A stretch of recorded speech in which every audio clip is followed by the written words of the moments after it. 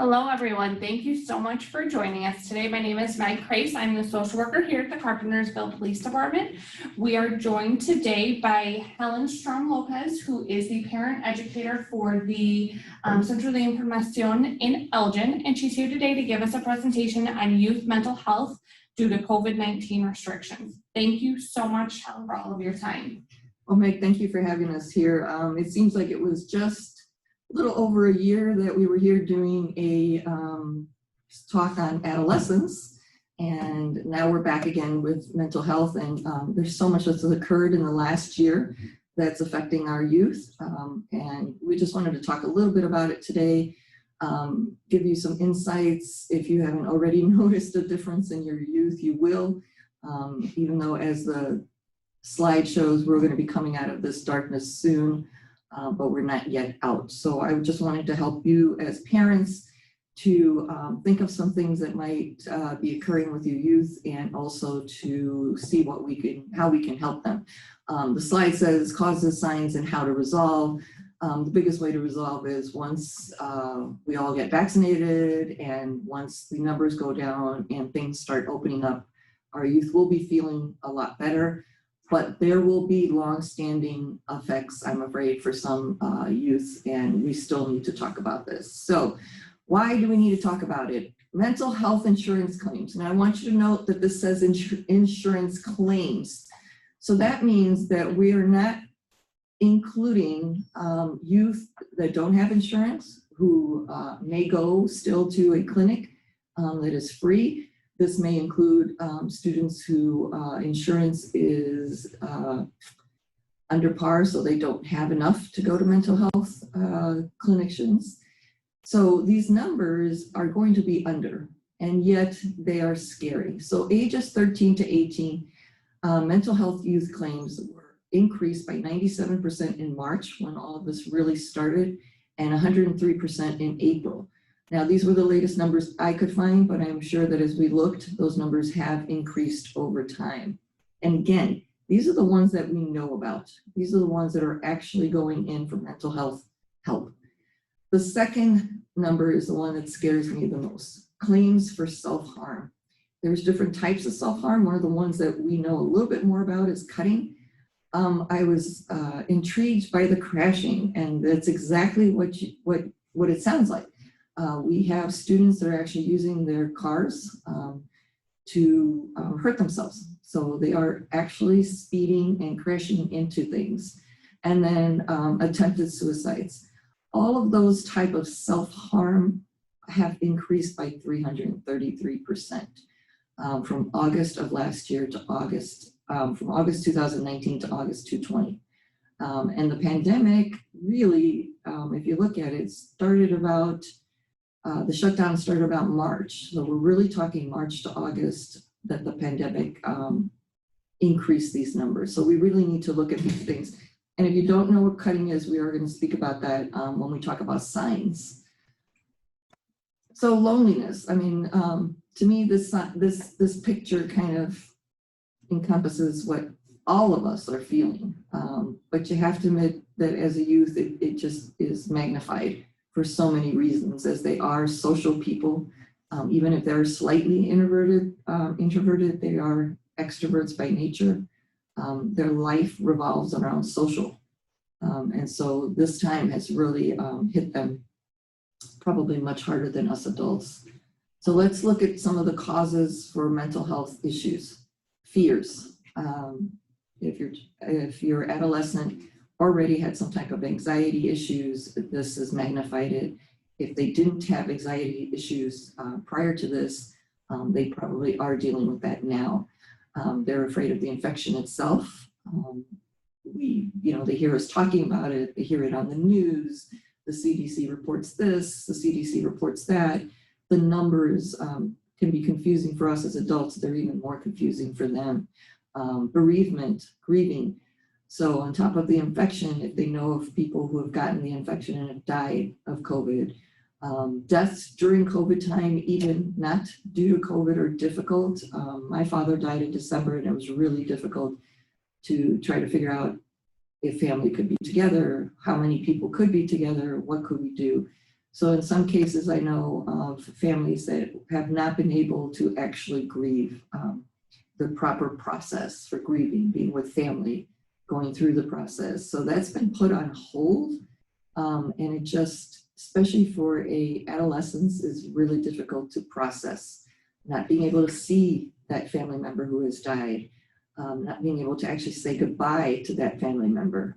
Think of the number of seniors who have died in homes, and their family has not been able to actually go through the correct process of saying goodbye. Economic instability. That's hit hard for many people. Loss of job, loss of hours, having, some parents having to stay home to be able to be with the children. All of this, even though it may be an adult problem, your adolescent, your youth is hearing, seeing, feeling all of the same anxieties that you are. They know that something's going on at home. They know that, unfortunately, as we're seeing the food lines at the pantries and all that, they're in the car, so that they know they're having to pick up food for the family, and that's something that they normally did. So they're feeling that economic instability as much as we are as adults. Isolation, this is probably the number one. No more school, no more friends. And actually, I find this one amusing because we know that our adolescents are on their phones and on their computers all the time. And we've grown to be accustomed that they socialize in that manner. But I think we've all have realized during this time how much face-to-face is actually still important for us. And so I think even our youth and adolescents are seeing that time together at school, even if they're sitting next to each other with their phones on, is very important for them.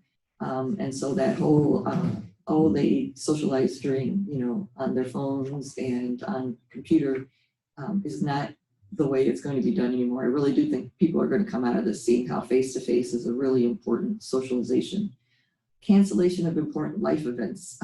We're going to hear later from one college student. You need to think about this. Last May and June, graduations were canceled. No parties, nothing. Youth that may have been turning 21 or even turning 18 were no longer having those really big life-changing, important life event parties that they're used to. And you can't get that back.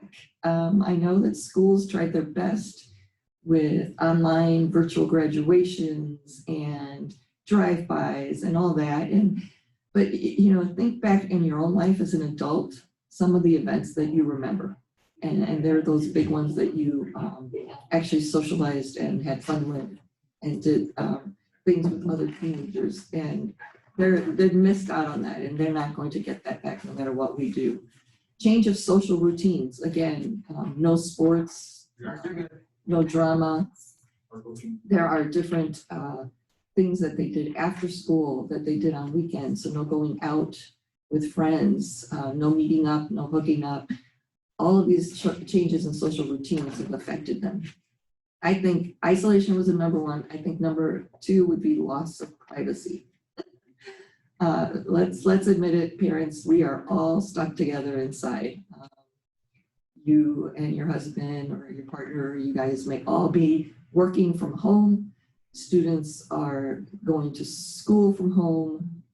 Homes are not always large enough to have room for everybody to be on their Zoom.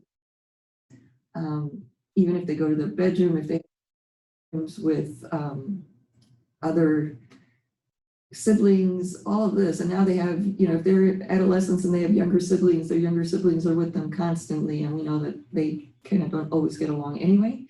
So loss of privacy, I think it's a big one. Even if they're on Zoom with their classmates, they might be anxious about what they say and what they do. So loss of privacy is a big one. I mean, I as an adult felt that one. Somebody was always there. There was no downtime. So now as we start opening up and some districts are going back to school, some students are having anxiety over that going back to school. And that anxiety is for many reasons. One is still might be a fear of infection. And this will be how you, the parent, sets the tone. Wearing a mask all day long, having to social distance. It was difficult for adolescents to follow certain rules at school to begin with, and now you've added more of them. And these are really important because schools are sending students home for not following some of the CDC guidelines, and that just adds to the anxiety. The other anxiety is going back to a normal routine. They have been out of it for almost a year for some students in some districts, and now all of a sudden you're throwing them back into those social routines and social norms, and they've gotten out of practice. Maybe if they were naturally an introvert and used to be do well with social routines, now they're out of practice and they no longer like it even. So that anxiety goes a long way. Anxiety of having to catch up. We all have to admit that the last over a year and a half, our students are falling behind. It doesn't matter how good your Zoom programs were. It doesn't matter how good your schools went to online. It doesn't matter how good the parents are at making sure that the students are on top of their schoolwork. All students are going to be behind this next year, and they're all going to be in it together. I'm hopeful that schools and teachers and parents will work together to get students then from point A to point B. When I hear parents being upset because their children are behind or going to be behind, I try to level the anxiety by saying, remember that unfortunately everybody is going to be slightly behind next year. So let's not add any more anxiety to our students by voicing this or being concerned about it. The last one would be online fatigue. This goes for adults and adolescents, probably more for adolescents because they're not used to learning and meeting and doing online meetings. But it goes for all of us. Being online for, 5 hours a day. I only have to be online, 45 minutes to an hour for a meeting and then I'm off. But they are online trying to be on focus for 5 hours, and that's just too long for anybody to sit still. At least at school, they get up and they move classes every 45 to 50 minutes. Here, they're really expected to be focusing online the entire time that they're there, including the schoolwork that's given to them for after the time is done. So we asked a couple of students from different levels how this affected me. So of course, we have our doodle ninth grader. COVID made me feel sad since I couldn't see my friends and family. So you see the socialness and the sad. There's nothing wrong with being sad. I always say that's a good thing because then when joy comes, you feel it. But if sad lasts way too long, it goes into depression. Hobby is a junior in high school. COVID-19 has affected me in many different ways. One of the ways it has made me very antisocial. Now, this young man I know personally is an athlete. So the fact that he says it's made him antisocial is kind of scary. When I do come in contact with people, it is very weird. I do not know what to say or do, and I'm always worried if I'm going to catch this sickness. Also, I've started staying to myself a lot, overthinking many things that are out of my control and constantly worrying about them because I have nothing but time. It has also affected my schooling. My grades have started to drop, and I started slacking with my homework. But at the same time, my physical health has changed immensely. I've started getting into shape and really working out whenever I have the chance. So I know that last part of working out and getting in shape, we're going to see that's actually helpful. I think that last sentence is now towards the end of this year that we've had COVID shutdowns, and he's actually back to doing sports, which I think is helping. But he has right now an awful lot of anxiety. Javi actually has an autoimmune that's made it scary for him. It also partially was the parents. They, were worried about him going back. So he did not go back until a little later than his other peers. So that's the junior in high school. Daniel, college student. For me as a college student finishing senior year, the outbreak of COVID-19 was especially difficult. Myself and millions of other college seniors lost the ability to say proper goodbyes, participate in the rituals and celebrations that accompany being a senior, and finish projects and work we were doing. Luckily, I had a supportive home to return to and found a job after graduation, but so many others were not as fortunate. One thing that this college student didn't add was the trying to finish his college courses online. This particular student had difficulty with the e-learning because of his learning style. He needed accountability. One thing I didn't talk about in the other slide, which I know a lot of parents are having problems with, is the Wi-Fi availability, the strength of Wi-Fi. And for this college student, he came back to home with Wi-Fi not so great. Actually almost failed one of his tests because his Wi-Fi stopped in the middle of the test. So he doesn't even add some of the actually finish in the way. Signs. We talked about some of these things at our last presentation. I'm by now you are paying signs that your child. Sounds like we have some issues. So as I was saying, as far as the signs go, I hope that you learned from our last presentation of being able to pay attention to differences in your child's behavior, in their mannerisms. However, during this time, one of the issues we're having is that we as adults are having all of these signs ourselves, and we need to be honest that sometimes we don't catch the little things that are going on. So I'm just going to redo these and hope that I can focus you in on how your children and your adolescents are feeling. Anxiety, signs of anxiety, there's nervousness. Again, with children and adolescents, it depends on them, and that's why you need to know your child. So if you had a very talkative, chatty child and all of a sudden they get quiet, you need to start seeing why. On the opposite end, if you have a very quiet child and they start becoming chatty, then you need to look. So any changes in behaviors or ways of them acting, you need to pay more attention. Hopelessness, this is the really sitting there.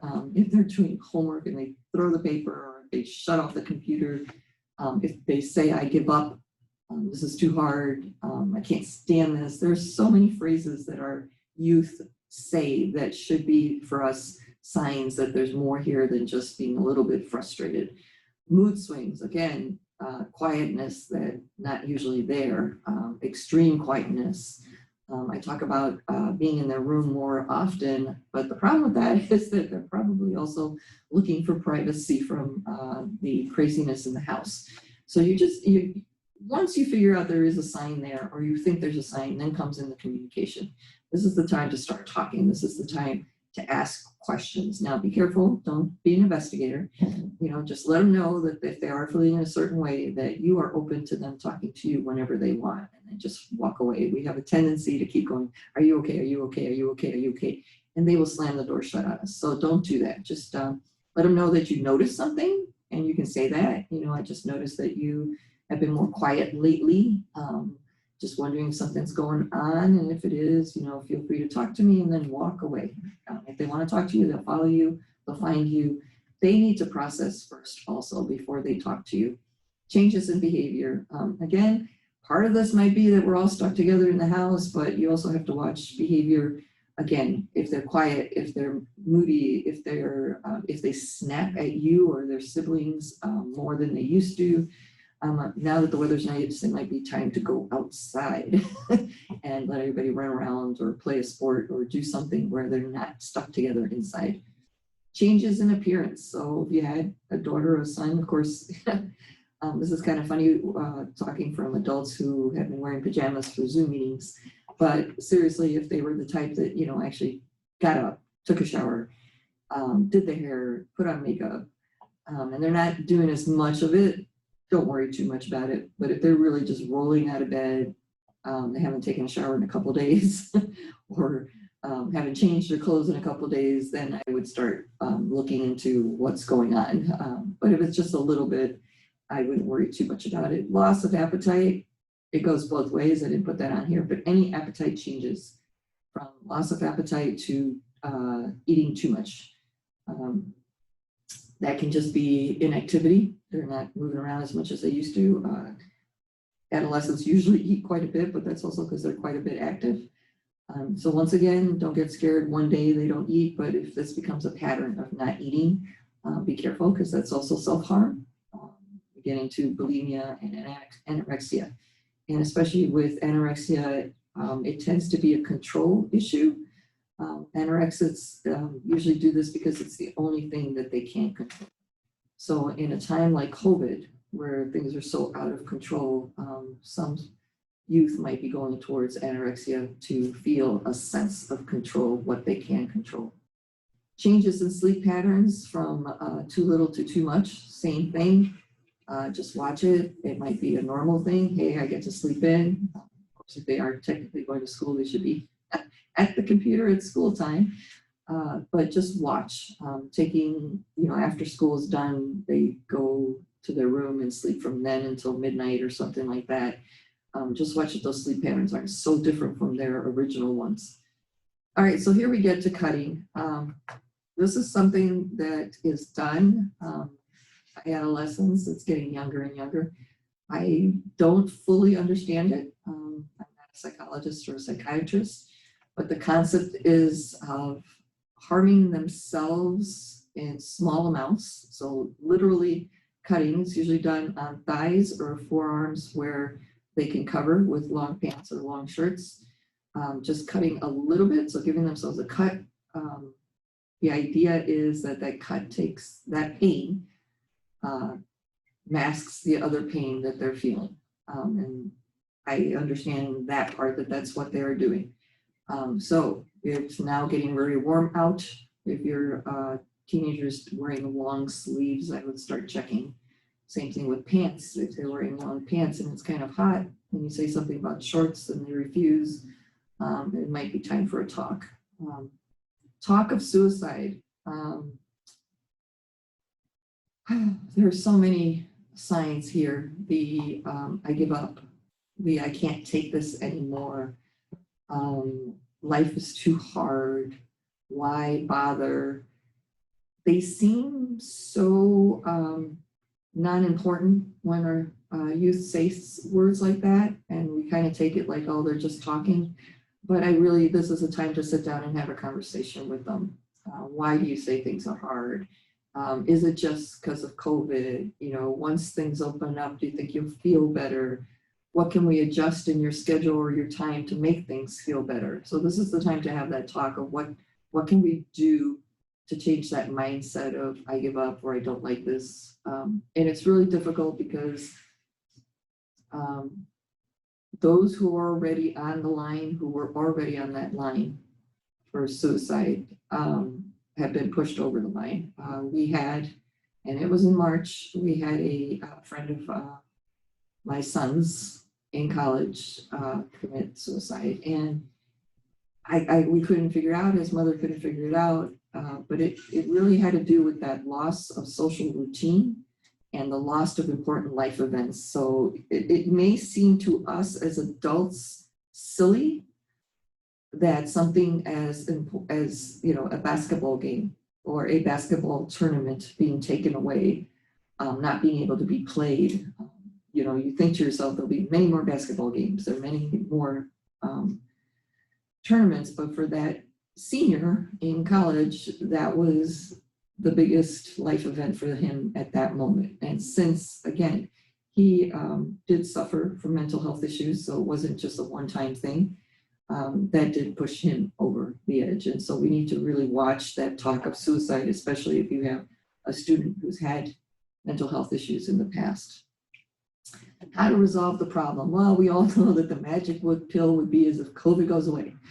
It is starting to get better.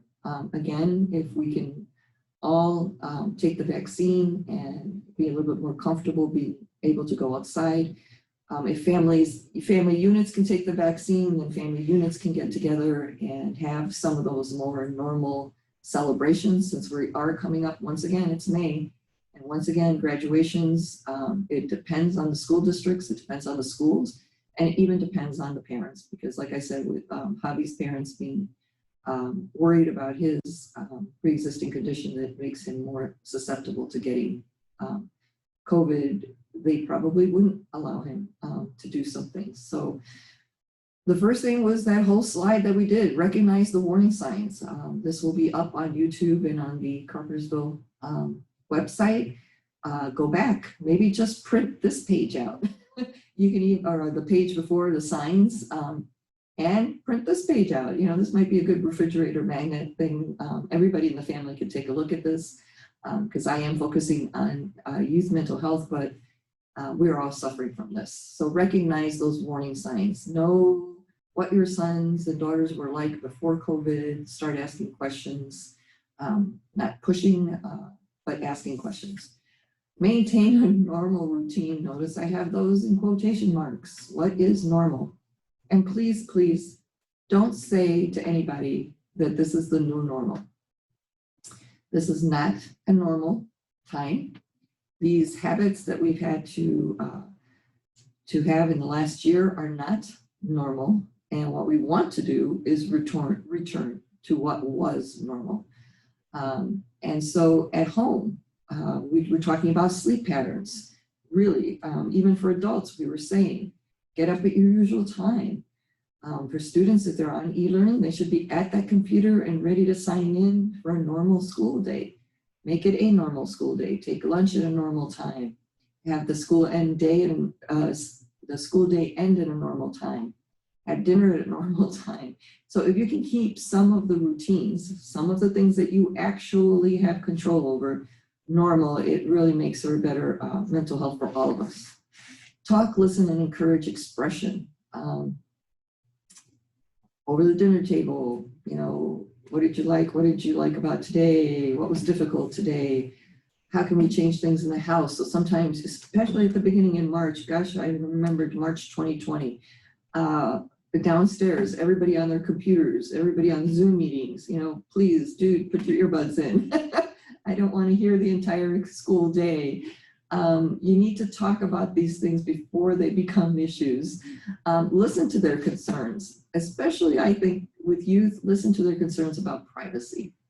We're all stuck in the house. They don't feel like they have privacy, and that is a big issue for youth at this age. So listen to them. You know, maybe if they're sharing a room, I don't know, find a corner in the basement that somebody can go to. We did that with one room down the basement. We set up a whole office down there, and our sons took turns using that office for their own meetings and for socializing with their friends. So that way the rest of us didn't hear everything that was going on. Encourage expression. Sometimes we don't want to hear it. We don't want to hear they're sad. We don't want to hear they're depressed. Why? Because we are too. Why? Because we don't know what to do about it.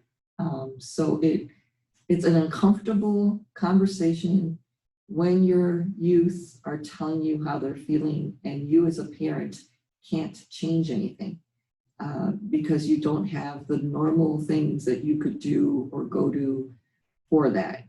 So encourage expression. When you encourage the expression, you'll see at the end, we have several slides of different organizations that work with youth in their mental health. And I would really encourage you to reach out to these places. They are doing therapies, some by Zoom, some in person with CDC guidelines, so you don't have to worry. Let's go back to healthy habits. Again, I'm talking about eating. Oh my gosh, diet. How many of you have the COVID-19 pounds from last year? I know I do. So some of us ate too much, some ate too little. Exercise was taken away as fitness centers were closed. And exercise really helps with the endorphins. And we know that for depression and youth mental health, exercise is a big thing. Parks have opened up. You can do this safely with 6 feet. Again, if we have more families and more social units vaccinated, they can play games together and be together. We can have more of those times. We can make up some of the social time that's been missed.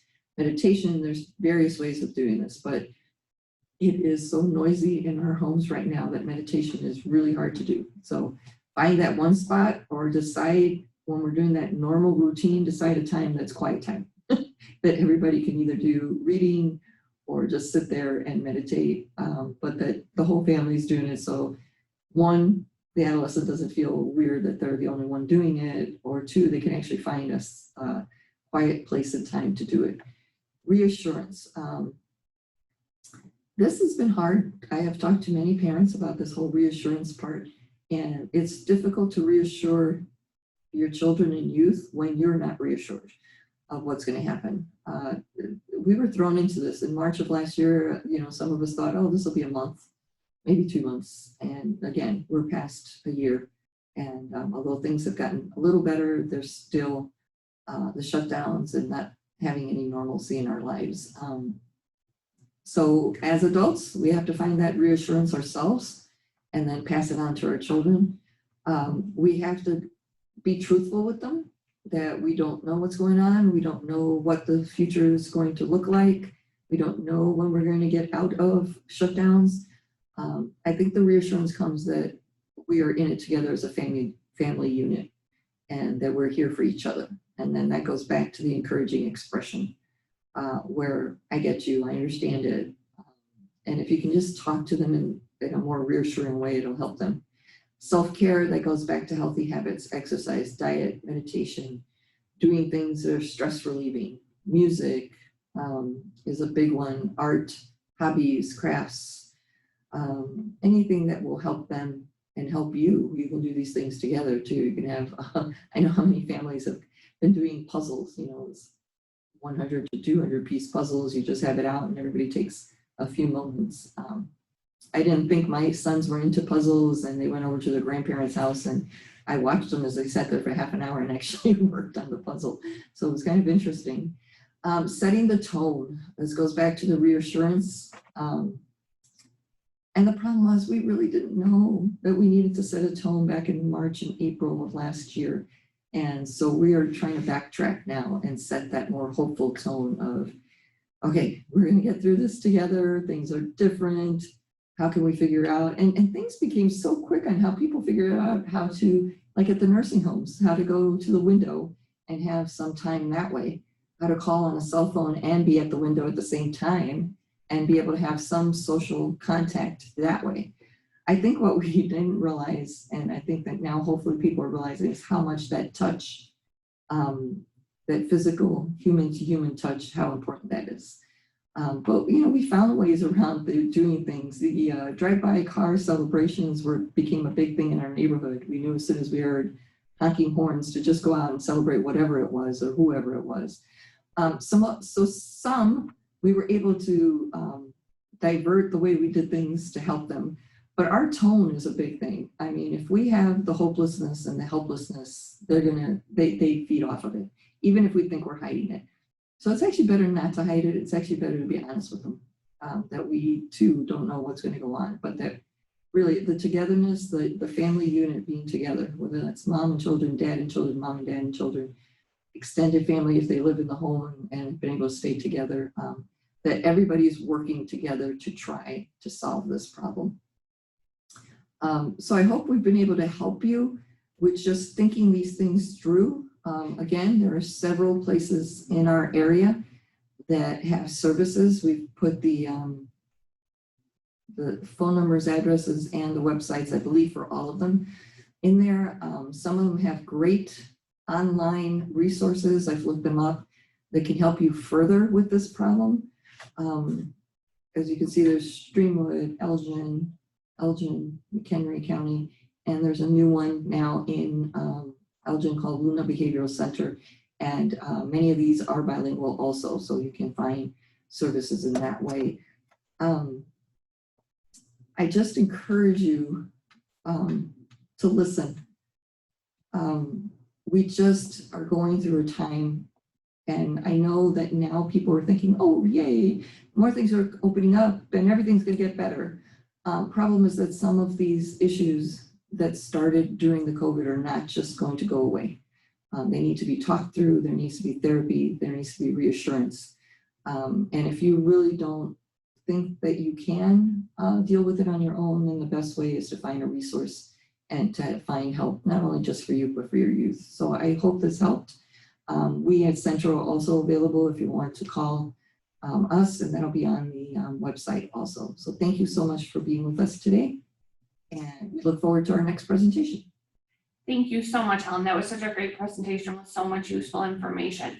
If anybody has any questions or would like to start looking into some counseling options but doesn't really know where to start, my name is Meg Crace. I am the social worker here at the police department. You can always give us a call. I'd be happy to kind of point you in a direction to see what works best for you. But you know, as we sort of talked about, the most important part is to just start that conversation. So Helen, thank you so much for all of your time You're today welcome. and for all of the wonderful information.